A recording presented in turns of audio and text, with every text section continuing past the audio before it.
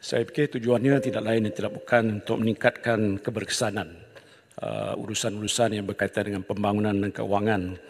Cuma apa yang saya ingin tanya ialah sudah setahun kerajaan ini ditubuhkan, tapi nampaknya di kalangan rakyat, malahan penganalisis ekonomi pun masih belum yakin tentang proses pemulihan ekonomi negara setakat ini, malahan ada yang mengatakan gagal. Jadi satu daripada sebabnya ialah jawatan Menteri Keuangan itu yang disandang oleh Perdana Menteri. Di sini pun pernah disuarakan supaya diasingkan. Jadi saya nak tanya yang Muhammad Menteri, bersetuju tak? Sudah sampai masanya supaya Ahmad Muhammad Perdana Menteri melantik seorang Menteri Keuangan sepenuh masa. Mungkin yang Muhammad dilantik sebagai Menteri Keuangan.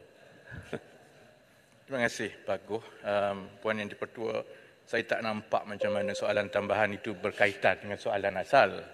Soalan asal tanya bidang kuasa projek DE, tapi soalan tambahan ialah soalan politik lah, tapi tak apa saya boleh jawab. Saya tak bersetuju yang Muhammad Pak Goh. Kerana kalau kita lihat kepada pemulihan ekonomi negara, kan, masalah yang sebelum ini ditinggalkan oleh pentadbiran-pentadbiran yang dahulu ialah masalah struktur. Masalah struktur ini termasuklah soal penglibatan aktiviti ekonomi kita di dalam aktiviti-aktiviti yang bernilai tinggi. Kita juga perlukan industri dan juga dengan izin growth narrative yang baru. Kemudian kita juga ada masalah dari segi pasaran buruh kita. Bila kali terakhir kerajaan sebelum ini benar-benar menumpukan kepada reformasi pasaran buruh? Bila kali terakhir kita benar-benar berbincang mengenai gaji? Bila kali terakhir kita benar-benar berbincang mengenai bentuk-bentuk pekerjaan yang menawarkan gaji yang lebih tinggi? Jadi tugas Kementerian Kewangan, tanggungjawabnya adalah fiskal, iaitu menguruskan aliran tunai, kutipan cukai dan juga perolehan dan perbelanjaan. Bidang kuasa sebelum ini yang ada dari segi menstrukturkan ekonomi itu bidang kuasa di bawah unit perancang ekonomi yang sebelum ini berada di bawah Paguh semasa Paguh turut menjadi Perdana Menteri. Jadi kalau dikatakan bagaimana kita nak merungkai dan memulihkan ekonomi, ini bukan tugas kementerian atau Menteri Kewangan semata-mata. Ini tugas bersama semua jemaah menteri yang ada. Kerana bidang kuasa mengenai reformasi pasaran buruh adalah yang berkaitan dengan Kementerian Ekonomi dan juga dengan Kementerian Sumber Manusia. Yang berkaitan dengan memastikan industri kita ini naik ke tahap yang lebih baik adalah tanggungjawab Menteri MITI contohnya. Untuk memastikan ada bidang-bidang baru yang boleh menjadi enjin pertumbuhan baru, itu termasuk bidang kuasa di bawah Kementerian Ekonomi, di bawah NRECC, di bawah KKD dan yang lain-lain. Kerana sebenarnya bidang kuasa Menteri Kewangan adalah untuk menguruskan soal fiskal. Pandangan saya, Pak Goh, itulah silapnya sebelum ini. Kerana Perdana Menteri memusatkan semuanya kepada dia. Jadi dia tak sempat buat. Jadi sekarang ini dari segi pecahan kerjanya, sebahagian besar dari segi perancangan pelan ekonomi dan dasar sederhana dan jangka masa panjang ditentukan oleh Kementerian Ekonomi. Kemudian pelaksanaan itu diusahakan bersama dengan kementerian-kementerian yang memang ada mandat dan tanggungjawab itu dan urusan dari segi tata kelola. Kerana Menteri Kewangan bertanggungjawab memastikan proses perolehan itu benar-benar telus. Sebab itu pandangan saya, tokoh yang paling baik untuk menjadi Menteri Kewangan ialah Perdana Menteri. Ya. Kerana siapa yang paling ada tanggungjawab paling besar untuk memastikan tata kelola perolehan untuk mengelakkan ubah manifesto seperti yang berlaku sebelum ini, seperti yang kita pernah tahu ada kawan-kawan jana wibawa di sebelah sana. Allah. Kalau contohnya Puan Yang Dipertua, kalau contohnya hebatlah Menteri. sama ada senator Menteri MITI menjadi Menteri Kewangan. Kalau contohnya Yang Berhormat Kapit jadi Menteri Kewangan. Contohnya dari segi kuasa dan juga pengaruh politik, kami dikira junior. Kalau ada yang cucuk sana, cucuk sini, akhirnya lobbynya itu akan tetap pergi kepada Perdana Menteri dan Paguh sedia maklum tentang ini. Benda ini saya pasti inilah yang berlaku sebelum ini. Jadi akhirnya apabila tugas untuk memulihkan ekonomi ini dari segi perancangan, pelaksanaan diagihkan kepada kementerian masing-masing dan dengarlah. Puan Yang di-Pertua dan rakyat tengok dia tanya soalan politik. Patut tak nak dengar. Bila kita bagi jawapan yang dia tak nak dengar kerana dia malu, dia buat bising.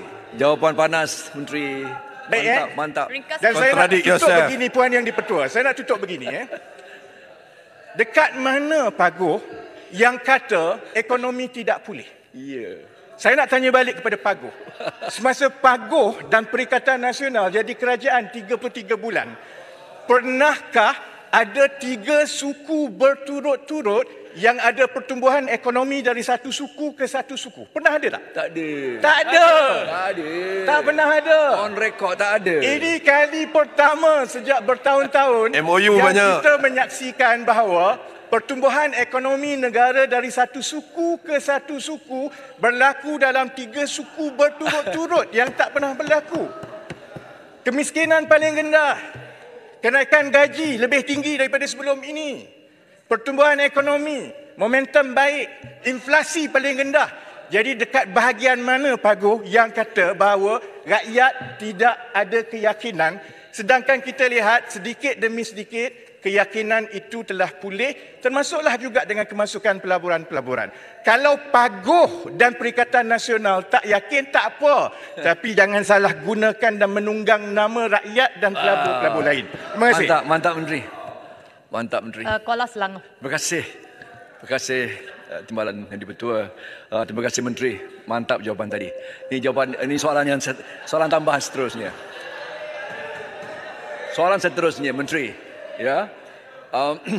Dalam komitmen Menteri Kewangan untuk menurunkan defisit fiskal, ya, untuk tahun depan 43 dan 5 tahun 3% KDNK, dan sementara itu berani membawa satu budget, ya, yang mengembang, expansionary budget, bermaksud tidak kurang juga kita berbelanja. Persoalan yang menjadi khawatir adalah pada waktu yang sama, ya, cabaran global, the global headwinds dengan izin, juga satu yang mencabar. Contohnya the geopolitical, peperangan Ukraine, Rusia, ya, sikit slowing down of China's economy, juga Gaza, Palestin. Apa yang mustahak, Menteri, yang nak saya tanya? Apakah langkah-langkah yang dapat memberikan rakyat mampu memantau pelaksanaan bajet 2024 ini, yang dulunya ada, tak silap saya, satu mekanisme laksana, IDS membawa pantau laksana, satu data set, ya, yang dibawa dalam bentuknya sama ada periodical atau selanjar serta berterusan, supaya pelaksanaan bajet kali ini benar-benar dapat dipacu dengan kebertanggungjawab itu terus langsung dapat dipantau oleh rakyat. Terima kasih Menteri, tolong berikan pencerahan. Terima kasih Yang di-Pertua. Terima kasih Kuala Selangor. Ringkaskan jawapan ya. Dia bergantung, Kuala Selangor, sebenarnya kesan dan limpahan daripada sesuatu perancangan ekonomi kerajaan. Contohnya belanjawan yang ditetapkan. Kesannya itu dirasai berbeza-beza mengikut peringkat dan kumpulan-kumpulan. Jadi kumpulan yang paling besar, yang pada pandangan saya akan menjadi pemegang taruh, stakeholders yang paling besar adalah rakyat biasa, keluarga biasa. Dan apabila kerajaan melaksanakan penyasaran subsidi, dan itu akan melibatkan bentuk-bentuk pindahan tunai kepada keluarga-keluarga. Saya ingat kita tidak perlukan laporan pun kerana dari segi ketelusan maklumat, siapa yang dapat, berapa, itu akan dilaksanakan melalui padu. Setiap keluarga dan setiap rakyat boleh melihat sebenarnya berapa pendapatan dia, berapa tanggungan dia dan kenapa dia layak atau tidak layak, berapa bantuan dia dapat dan sebagainya. Itu bagi saya akan meliputi pemegang taruh yang paling besar dalam negara kita. Jadi dia boleh nampak sebenarnya perbezaan itu. Bagi pemegang taruh yang lain, termasuklah pelabur, pemain industri dan sebagainya, saya ingat angka-angka ekonomi yang kita tumpukan ini, inilah yang juga akan menjadi petanda. Dan tumpuan di peringkat kerajaan ialah memastikan kita merakyatkan data-data ini. Sebab itu open dorsum itu penting supaya rakyat mula bercakap dan menilai prestasi ekonomi. Bukan ambil saja, dia boleh tengok quarter on quarter macam mana, year on year, industri mana.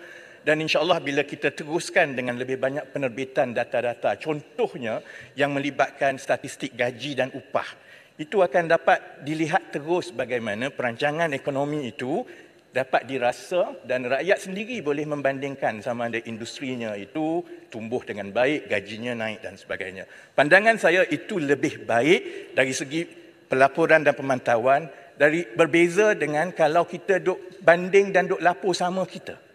Pemegang taruh yang paling besar ialah rakyat, dan maka maklumat dan data dan kesan ini mestilah dirasakan oleh rakyat. Terima kasih.